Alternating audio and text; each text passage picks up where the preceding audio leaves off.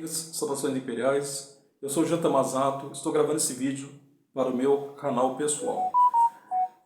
Eu sou membro do Instituto Brasil Imperial, uma entidade cívico-cultural sem fins lucrativos, que é totalmente independente, não busca, não tem e não pretende ter nenhum reconhecimento oficial de príncipe, casa real ou governo. Somos apenas um grupo de pessoas, inclusive estrangeiros, que gostam, divulgam o Brasil Império, independente da questão nossa, da diretoria, que é o parlamentarismo monárquico. Feitas essas considerações, que eu vou começar a fazer em todos os vídeos, para não dizer que eu estou associando com o movimento, e aliás esse brasão, esse estandarte com o símbolo das armas do Império, é a minha luta que eu tenho feito desde os 17 anos de idade, que iniciou em 1992. Bem, o tema do vídeo é uma mudança que, infelizmente, eu tenho observado com muita nitidez após 2019, 2020. Mas eu tinha visto, claro, mas muito gradual nos anos anteriores. Vou contar um pouco da minha história e aí vou, digamos, mostrar por que eu penso assim, por que eu sou dessa maneira. E eu não retiro nada do que eu fiz no passado em relação ao que eu vou dizer aqui no vídeo. Tenho orgulho até, me sinto privilegiado, né, na sociedade brasileira de ter tido essa formação e essa vida que até hoje eu acredito nela. Agora, me entristece um pouco, quer dizer, até um pouco não muito, porque um terço dessas pessoas que estavam comigo lá nos anos 90 mudaram de opinião e caíram no obscurantismo, no messianismo, que chega a ser um absurdo. Tanto que naquela época a gente jamais concebia isso, que existia uma expansão disso. E quando a gente via algo parecido com isso naquela época, a gente falava, isso vai acabar. Isso é questão de alguns anos, você vai ver. Na virada do milênio não vai ter pessoas pensando assim mais. Eu ouvia muito isso. Então, contando a minha trajetória, né? Eu nasci em Taubaté, né, uma cidade do Vale do Paraíba. Com 2 anos de idade fui para São José dos Campos. Então, fui criado aqui. Onde até hoje eu tenho vínculos. E é uma cidade muito rica, muito tecnológica, tem o ITA, o CTA, teve shopping, né, o aeroporto, teve grandes multinacionais, né, montadoras, enfim. E provavelmente por causa disso, eu tive acesso a computador. Então o meu primeiro computador foi o TK-85, ligado na televisão comum com uma fita cassete, quem sabe, quem viu isso, né, pelo menos sabe do que eu estou falando. Computador muito primário, programava em Basic, Assembly, depois eu estudei um pouquinho de Fortran, tinha 14 anos, 16 anos de idade. Depois eu comprei, quer dizer, na minha família comprou um XT, PC XT, de monitor de fósforo verde, né? Então eu via nos filmes assim, americano, eu me sentia assim, poxa, eu tenho um computador também, também de filme, né? E eram 2 disquetes. Nessa época, aí eu entrei na internet, vamos dizer assim, de uma forma remota, através de fax modem, e pegava as mensagens, empacotava no Blue Wave, que era um programa, né, compactava o texto, hein, e transmitia de madrugada, que era mais barato, não cobrava pulso telefônico. E no dia seguinte a gente transmitia e puxava as respostas. De vez em quando conectava à tarde também, que era tudo muito rápido e lento. Né? Rápido, desculpa, o tempo, ficava conectado 5 minutos, meia hora, porque era pulso telefônico. E eu trocava mensagem com o mundo inteiro. E era uma época interessante, porque naquela época poucas pessoas tinham acesso a isso. Quando você conhecia alguém da sua região que tinha o programa tal, que tinha o Blue Wave e tudo, né, os programinhas, você marcava encontro com a pessoa no café, num lugar qualquer, e ficava amigo, trocava e-mail, trocava telefone. Era o tempo que a gente marcava encontro e não confirmava encontro. E tudo funcionava, né? Naquela época era assim, olha, então terça-feira da semana que vem, né, às 7 horas da noite, a gente se encontra aqui. E não ligava, a gente ia e nem no dia eu confirmava, né? Eu vivi essa fase aí muito boa. E eu tive acesso a um conhecido que tinha um telescópio, quase 1 metro. E ele mostrou para mim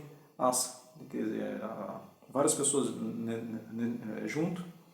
Observamos as crateras da Lua e alguns planetas. E eu pude ver o formato certinho, esférico, da Lua, até vi, né, os detalhes e tudo. Achei interessantíssimo. E ele falou, olha, pouquíssima gente que existiu nesse mundo teve a oportunidade de ver o que você está vendo. E pouquíssima gente ainda vai ter nos próximos anos, porque é uma coisa assim que não desperta interesse, já começa por aí. Né? O equipamento era relativamente caro naquela época. Hoje em dia está barato, você compra no Mercado Livre por R$500 um equipamento desse. Eu assisti muita série da TV Cultura, O Poder do Mito, a Guerra às Estrelas, né? os filmes do 007, e lia também. Então, a gente vê, eu tive uma formação, como eu falei, de classe média, baseada na ciência, na razão, no bom senso, no respeito à democracia, né? Então a gente sempre fala assim, olha, tem que ver que o Brasil é um país multicultural, eu sou a prova disso, né? São vários povos que me formaram, e aqui tem várias crenças, e a gente até, na brincadeira mesmo, né, falava de outros credos, isso era uma coisa normal dos anos 80 e 90. E quando aparecia uma coisa messiânica, a gente fala, isso nunca vai acontecer no Brasil. Isso aí é um grupinho que surgiu, daqui a pouco apaga. Só para lembrar, naquela época tinha a questão da transfusão do sangue, falava muito isso, né? Morria a pessoa. E até hoje os Estados Unidos, até fez um filme agora, em 2017, sobre isso, uma juíza que obriga, quer dizer, tem que decidir se vai ou não obrigar uma criança a fazer transfusão de sangue para não morrer. E a gente falava, essa é coisa dos evangélicos lá dos Estados Unidos que eles estão copiando aqui, mas vai passar. Isso aí, no Brasil, anos 90. O que me deixa preocupado não é que esse Brasil, essas pessoas cresceram, esse grupo cresceu, melhor dizendo. Não é isso. É que pessoas que tiveram a mesma formação do que eu, pelo menos um terço no chute, assim, um terço, estão nesse estado messiânico, negando toda essa convivência e essas crenças que nós tínhamos nos anos 90, ou seja, apoiam o antidemocrático, questiona questões de ciência. Bem, a pandemia foi bem notório isso. Eu vi pessoas que, até da área médica, negando isso, né? Eu fiquei impressionado com isso. E pessoas, advogados, gente que tem conhecimento, tem vivência em sociedade, pegando vídeo de uma pessoa que ninguém sabe qual é a informação, que a gente vê que é uma pessoa muito simples, que também está sendo iludido por informação fake news, e aquela pessoa por causa do carisma, porque fala errado, porque, né, sei lá, é bonito, é muito simpático, viralizou a internet e um advogado pegando um vídeo de fake news de um tiozinho lá do interior e divulgando isso aí. Eu vi isso, né? Eu falei, chamei atenção, mas não adianta, você pega todos os dados, mostra para a pessoa, relembra do passado, né? Que a gente tava, meu amigo, você estava lá, lembra que a gente fez isso, pô, e agora a gente está fazendo, estamos seguindo isso?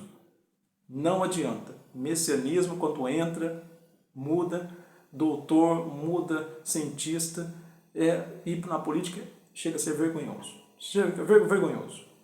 Então, essa é uma tristeza que eu tenho hoje, que é assim, poxa, um terço das pessoas que eu considerava instruídas, né, negam, por exemplo, chegam a negar essas coisas que eu falei da parte da astronomia, chegam a questionar se existe ou não esses equipamentos que estão feitos de satélite, etc.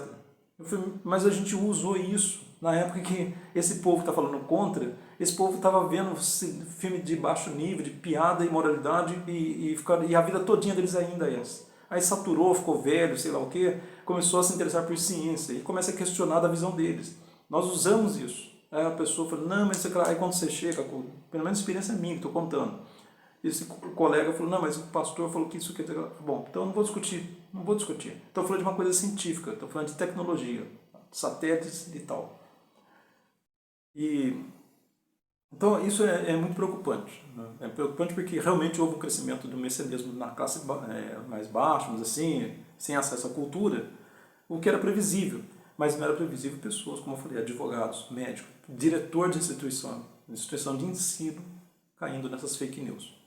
Eu acho que você deve ter também seus casos aí, e é isso. Acho que comenta aí, diga também, para a gente trocando experiência e ver como que vai sair disso, porque esse vídeo aí, esse vídeo que eu estou fazendo é mais para trocar uma ideia e fazer uma blindagem sobre o meu grupo, porque nós não podemos permitir, né, que a gente fique numa situação dessa, nesse messianismo, nessa coisa caricata e as pessoas mantendo isso. Ou as pessoas, a gente separa, faz uma muralha e fala assim, olha, aqui não entra quem não endossa a ciência e a Constituição de 88 e fique com o seu messianismo aí, sei lá, com essas ideias aí que talvez nunca existiram. Tem um vídeo interessante que estou para gravar sobre isso, sobre a questão dessa igreja conservadora que defende. Um amigo meu muito estudioso falou assim, olha, essa sociedade teocrática, sacral, nunca existiu, nem na Idade Média. E depois um outro também que eu vou gravar sobre a questão das questões morais do império de hoje. Né? Muito interessante isso.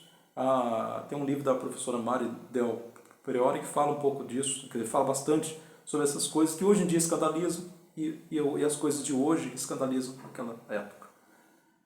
Mas é isso, eu continuo sendo o mesmo que começou a se formar lá nos anos 80, que acreditou no parlamentarismo monárquico já em 92, que acreditou no Estado Democrático de Direito, que viu surgir e acreditou, gostou, usufruiu do Plano Real, o Brasil. Né? E olha, para finalizar, eu digo com toda segurança, todo mundo que me conhece sabe disso. Eu nunca pulei carnaval, eu nunca fumei maconha, mas eu nunca fui contra proibir. Eu falei assim, tem que ter o direito de proibir. O direito de proibir assim, na minha casa, no meu escritório, na minha fazenda, não quero.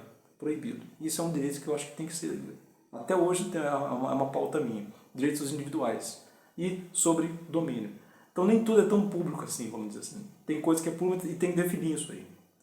Mas eu nunca condenei e fui contra. Eu posso condenar, como eu falei, no meu ambiente. No meu carro eu não quero que fume. Ok? Mas pode fumar fora do carro, né? A gente, vamos conciliando. Então fuma fora do carro. Eu espero você fumar, depois você entra. Carnaval, eu sempre fui contra. Eu ir lá. Mas eu acho bonito até o desfile, poderia até ir, mas eu não sou entusiasta. Mas não é porque eu não gosto, vamos dizer assim, que eu vou proibir.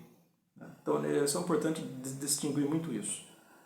Então já o vídeo está ficando longo, mas fica essas considerações e qualquer coisa aí deixe também as suas impressões nos comentários que eu vou ler. Um abraço, saudações imperiais.